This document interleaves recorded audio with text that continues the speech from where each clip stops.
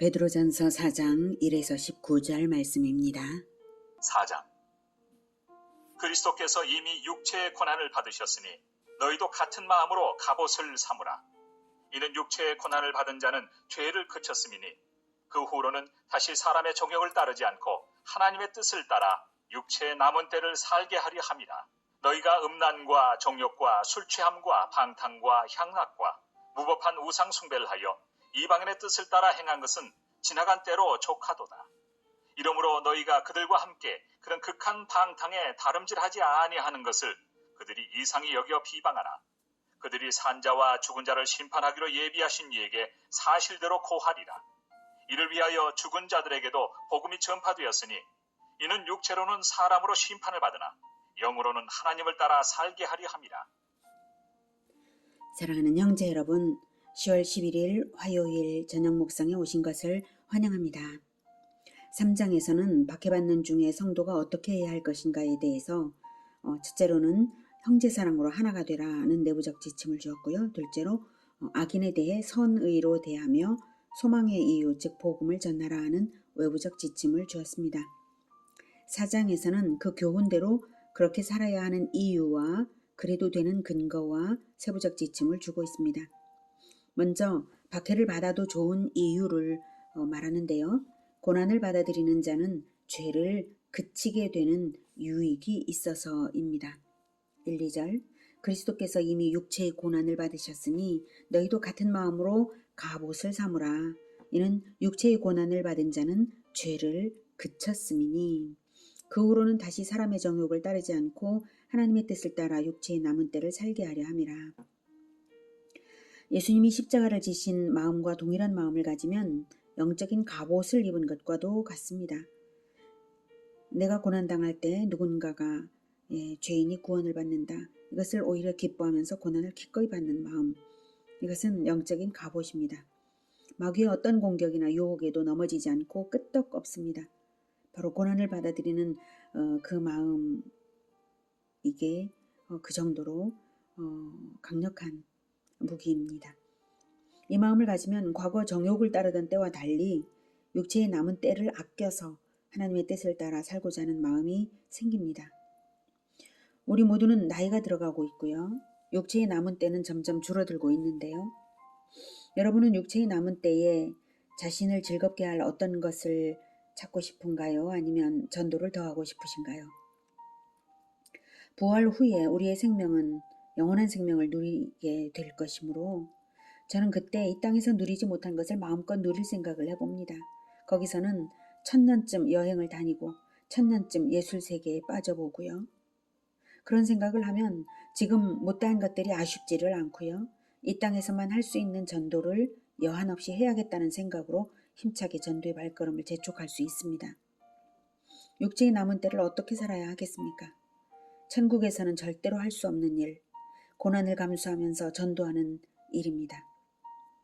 그것을 하는 것이 가장 귀하지 않겠습니까?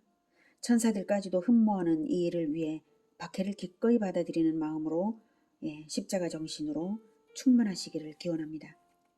이런 마음을 가지면 과거의 죄악된 생활은 자동으로 청산이 됩니다. 고난을 받아들이는 마음은 하나님의 뜻을 좇아서 선한 삶을 살게 하는 강력한 방편이 되는 것입니다. 3, 4, 5절 너희가 음란과 정욕과 술취함과 방탕과 향락과 무법한 우상 숭배를 하여 이방인의 뜻을 따라 행한 것은 지나간 때로 족하도다. 여기서 이방인은 유대인이 아닌 자들을 말하는 것이 아니라 불신자들의 세상을 말하는 것이고요. 4절 이러므로 너희가 그들과 함께 그런 극한 방탕에 다름질하지 아니하는 것을 그들이 이상히 여겨 비방하나 그들이 산자와 죽은 자를 심판하기로 예비하신 이에게 사실대로 고하리라. 네. 우리가 이렇게 고난을 기뻐하고 과거의 방탕에서 떠나면 과거의 친구들이 오히려 경건하게 변화된 우리를 비방하게 되기도 하는데요. 그러나 최후 심판 때에서는 그들이 오히려 자기들의 죄악상을 고하게 될 것입니다. 5절의 산자와 죽은 자는 문자 그대로 현재 살아있는 자나 이미 죽은 자들까지 온 인류를 심판하는 날이 올 것인데요. 그날에 우리의 경건이 얼마나 지혜로운 것인지 드러나게 되고요. 우리를 비방하던 그들은 한없이 우리를 부러워하게 될 것이고요. 그리고 그들은 자신들의 그 죄악상을 낱낱이 고하게 되는 자리가 바로 그 최후의 심판대입니다. 어느 누구도 피할 수 없습니다. 심판대에는 이미 행위를 기록한 책들이 놓여져 있기 때문에 그것을 인정하는 일만이 그때 있게 되는 것이죠. 최후의 심판이 있기 때문에 이미 죽은 자들에게도 과거에 이미 복음이 전파되었습니다. 6절 이를 위하여 죽은 자들에게도 복음이 전파되었으니 이는 육체로는 사람으로 심판을 받으나 영으로는 하나님을 따라 살게 하려 함이라. 복음은 에덴에서부터 이미 있었습니다. 에덴에서는 여자의 후손이 태어나서 옛뱀 마귀의 머리를 상하게 할 것이 바로 복음이었으므로 믿는 자는 그 말씀을 믿는 자는 부부의 연합을 고귀하게 지키고 후손을 메시아로 소망하여서 연합함으로써 후손과 연합하고 가정이 연합함으로써 믿음을 나타내었습니다. 노아 시대에 그래서 노아의 한 가족은 구원을 받지 않았습니까? 노아 시대는 홍수 심판과 함께 방주의 언약이 주어졌습니다. 심판과 구원 둘 다 주어졌습니다. 노아 시대에도 그것이 복음이 되었습니다. 그것이 복음이 되었지만 믿지 않는 자들은 방주에 타지 않았습니다. 아브라함 시대에는 아브라함에게 가르침받는 여호와의 도를 지켜 할례를 이어가면 그것이 복음이었습니다. 여자의 후손, 방주, 할례 모두 다 그리스도를 예표하는 것이고 언약을 믿음으로써 구원받는 것입니다. 그러나 과거에도 복음을 귀로만 듣고 마음으로는 받지 않은 사람들은 결국 영생의 부활에 참여하지 못하게 되었습니다. 육체로는 사람으로 심판을 받으나 영으로는 하나님을 따라 살게 하려고 복음이 전해졌는데요. 육체는 이 세상의 생명을 뜻하고 영은 부활의 생명을 뜻합니다. 이 말은 즉 사람의 육체는 죽음을 피할 수 없으나 영생의 부활을 얻어서 하나님처럼 부활하신 그리스도처럼 영생을 살게 하시려고 과거 역사 속에서도 육체의 죽음을 피할 수 없었던 모든 사람들에게 부활의 복음은 전해졌다는 것입니다. 그래서 그리스도를 따라 하나님을 따라 영적으로 경건하게 살아가도록 부활의 복음은 전해졌다는 것입니다. 최후의 심판이 엄연히 있으므로 부활 역시 엄연히 있으므로 부활의 복음을 과거의 사람들에게도 전하신 것입니다. 그러나 결국 믿는 자는 이 세상의 고난을 받으면서 영원한 부활을 소망했고요. 결국 믿지 않는 자는 이 세상의 쾌락을 사랑하되 영원한 부활을 얻지 못하는 것입니다. 7절 만물의 마지막이 가까이 왔으니 그러므로 너희는 정신을 차리고 근신하여 기도하라. 무엇보다도 뜨겁게 서로 사랑할지니 사랑은 허다한 죄를 덮느니라. 서로 대접하기를 원망 없이 하고 각각 은사를 받은 대로 하나님의 여러 가지 은혜를 맡은 선한 청지기 같이 서로 봉사하라. 만일 누가 말하려면 하나님의 말씀을 하는 것 같이 하고 누가 봉사하려면 하나님이 공급하시는 힘으로 하는 것 같이 하라. 이는 범사에 예수 그리스도로 말미암아 하나님이 영광을 받으시게 하려 함이니 그에게 영광과 권능이 세세 무궁하도록 있느니라. 아멘. 예수님의 재림이 바짝 가까워졌음을 느끼는 시대입니다. 요즘은 그렇죠. 베드로가 이 글을 쓰는 초대교회 시대 역시 종말의 때라고 할 수 있는 것은 천지 창조 때부터 시작된 역사 전체를 놓고 볼 때 구속사의 결정적 언약 성취인 십자가의 대속, 부활, 승천 그리고 성령 강림까지 다 이루신 시점이잖아요. 그때부터는 마지막 재림과 최후의 심판만을 남겨놓은 때라서 종말이라고 말할 수 있는 것입니다. 이 종말 때에는 이제 예수 제자들이 모든 민족에게 복음을 전하는 일만 남았고요. 민족 단위로 복음이 전파되고 나면 그때 예수님은 오시게 되어 있습니다. 그래서 베드로는 만물의 마지막이 가까웠으니 그러므로 너희는 정신을 차리고 근신하여 기도하라고 말하고 있습니다. 이미 과학기술과 통신의 발달은 언어의 장벽을 넘어서고 있지 않습니까? 성경의 번역 속도 역시 가파르게 빨라지고 있고 민족들 간의 교류 역시 문이 활짝 열린 시대를 우리가 살아가고 있습니다. 이 시대가 마지막 시대가 아닐까 생각이 들게 하는 점은 기후 재앙이 연속되고 전쟁이 증가하고 범죄가 증가하고 세계적인 타락상 등을 볼 때에 더욱 그렇습니다. 이제는 정말이지 더 늦기 전에 정신을 바짝 차려서 근신하며 기도해야 하는 때입니다. 마지막 때일수록 우리가 더욱 힘써야 하는 것은 성도 간에 서로 사랑하는 것입니다. 겉멋으로만 사랑하는 것이 아니라 나에게 저지른 상대방의 죄를 덮어주며 용서하며 사랑하는 것입니다. 우리는 누구나 실수가 많고 자기가 알지 못하고 상처를 주거나 죄를 짓기도 합니다. 이 모든 것은 연약함 때문이지. 네, 성도의 이러한 모든 것들은 연약함 때문이지 악의적인 의도로 그런 것이 아닙니다. 그러므로 지적질하지 말고 덮어주어서 시간을 두고 변화되고 성장하기를 기다려줘야 합니다. 기도하면서요. 서로 먼저 대접하기를 좋아하시기 바랍니다. 원망하면서 대접하는 것은 있을 수도 없는 일입니다. 10절 각각 은사를 받은 대로 하나님의 여러 가지 은혜를 맡은 선한 청지기 같이 서로 사랑하라. 서로 봉사하라. 상대방을 섬겨주는 것은 내가 마땅히 섬길 만한 능력을 은혜로 받았기 때문에 청지기로서 섬기는 것일 뿐입니다. 청지기는 주인의 뜻을 받들어 자기 할 일을 해야 하는 사람이지 주인의 뜻을 모른 채 하고 할 일을 안 하면 청지기로서 악한 것이죠. 주인의 자리를 능멸하는 것과 똑같죠. 내가 가진 능력과 자원은 주님의 것이니 청지기같이 서로 봉사하는 것이 마땅한 것입니다. 청지기같이 한다는 것이 어떤 것인지를 베드로가 예시까지 했네요. 11절 만일 누가 말하려면 하나님의 말씀을 하는 것 같이 하고 누가 봉사하려면 하나님이 공급하시는 힘으로 하는 것 같이 하라. 이는 범사에 예수 그리스도로 말미암아 하나님의 영광을 받으시게 하려 함이니. 네. 말을 잘해도 하나님의 말씀을 잘 전해도 내 입술을 하나님께서 사용하셨을 뿐이고 내가 봉사를 해도 하나님이 주신 힘으로 했죠. 그것이 나를 높이는 근거가 되어서는 안 됩니다. 오직 하나님께서 영광을 받으시기 위하여 나에게 주신 능력입니다. 그래서 영광과 권능이 세세에 하나님께 세세에 무궁하도록 있습니다. 아멘. 우리가 가진 힘이나 자원이 내 것이 아니라 주님께로부터 받은 것이므로 우리가 잘했다고 해서 칭찬받을 일이 아니라 오직 당연히 할 일을 함으로써 하나님의 영광이 되는 것입니다. 말세를 맞은 우리가 가져야 할 태도는 청지기적 자세입니다. 아무것도 내 것이 없고 전부 주님의 것이라는 인식을 분명하게 가져서 어떻게든 내게 맡긴 자원과 힘을 주님의 뜻에 합당하게 사용해 드릴까에 골몰해야 합니다. 예수님이 오실 날이 바짝 가까이 다가왔기 때문에 더욱 정신을 차려서 오시는 주님을 맞이하는 자들이 되어야죠. 이것을 잘하지 못해서 남아도는 축적된 자원이 많이 있게 되면 악하고 게으른 종이라고 책망을 들을지도 모를 일입니다. 12절 사랑하는 자들아, 너희를 연단하려고 오는 불시험을 이상한 일 당하는 것 같이 이상히 여기지 말고 오히려 너희가 그리스도의 고난에 참여하는 것으로 즐거워하라.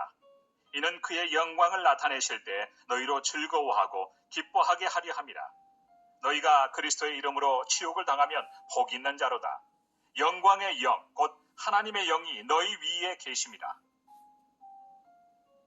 믿는 자들에게도 연단을 위한 시험은 있는데요. 베드로가 이 편지를 쓰던 주후 64년경만 해도 네로 황제의 기독교 박해가 국지적이고 비조직적이었어요. 그러나 얼마 안 되어서 로마 제국 전역으로 박해가 확산되어서 극심한 탄압이 일어났습니다. 그것을 예견한 듯 베드로는 말하고 있습니다. 불시험을 너희를 연단하려고 오는 불시험을 이상한 일을 당하는 것 같이 이상히 여기지 말라. 오히려 그리스도의 고난에 참여하는 것으로 즐거워하라. 이렇게 권면하고 있습니다. 고난을 받을수록 최후 심판 때에서의 영광은 커질 것입니다. 그러니 고난을 기뻐할 이유가 있습니다. 15절 너희 중에 누구든지 살인이나 도둑질이나 악행이나 남의 일을 간섭하는 자로 고난을 받지 말려니와 만일 그리스도인으로 고난을 받으면 부끄러워하지 말고 도리어 그 이름으로 하나님께 영광을 돌리라. 죄로 인한 징계의 고난을 당하는 자가 되지는 말고 남의 죄에 연루되어서 징계를 당하는 자도 되지 말고 그런 고난들은 부끄러울 뿐이죠. 그런 고난은 당하지 않도록 죄를 미리 미리 버려야 할 일이고요. 다만 그리스도인으로서 당하는 고난은 부끄러워할 이유가 없습니다. 17절. 하나님의 집에서 심판을 시작할 때가 되었나니 만일 우리에게 먼저 하면 하나님의 복음을 순종하지 아니하는 자들의 그 마지막은 어떠하며 또 의인이 겨우 구원을 받으면 경건하지 아니한 자와 죄인은 어디에 서리요. 그러므로 하나님의 뜻대로 고난을 받는 자들은 또한 선을 행하는 가운데 그 영혼을 미쁘신 창조주께 의탁할지어다. 네, 17절은 하나님의 집에서 심판을 시작할 때가 되었나니 즉 최후의 심판이 다가오므로 성도에게 먼저 징계의 고난을 먼저 주심으로써 순종을 가르치신 후에 나중에 순종하지 않는 자들에게는 최후의 심판으로서 영영 심판을 내리실 것입니다.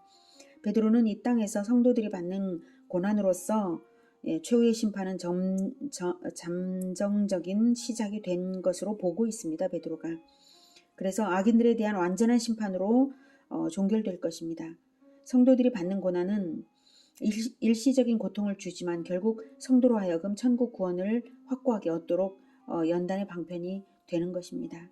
성도들이 받는 고난으로 심판은 시작이 되었고 마지막에 도무지 심판을 피할 수 없도록 믿지 않는 자들에게는 영원한 심판이 주어지는 것입니다.